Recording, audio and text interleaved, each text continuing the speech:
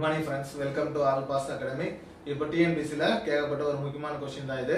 இந்த சுருக்குகளை கொடுத்துருக்காங்க. சுருக்குகளை 2 power 40 plus 2 power 40 இன் மதிப்பை காண்க அப்படின்னு கொடுத்துருக்காங்க. இங்க பாருங்க, கொடுத்துருக்கிறது 2 பவர் 40 பிளஸ் 2 பவர் 40.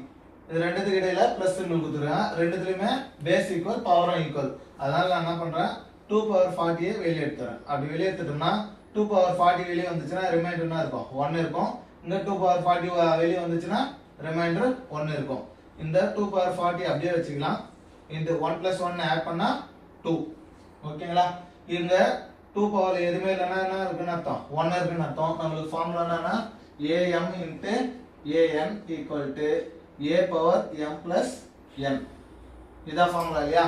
பேஸ் ஈக்குவல்னா பவரை ஆட் பண்ணலாம். அப்போ 2 பவர் 40 plus 1 ஆட் பண்ணாக்கா 2 பவர் 41. ஆப்ஷன் C ல இருக்கு. ஓகேங்களா?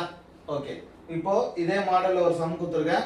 இந்த சம்மை சால்வ் பண்ணிட்டு இதை கமெண்ட் பண்ணுங்க. ஓகே, நன்றி.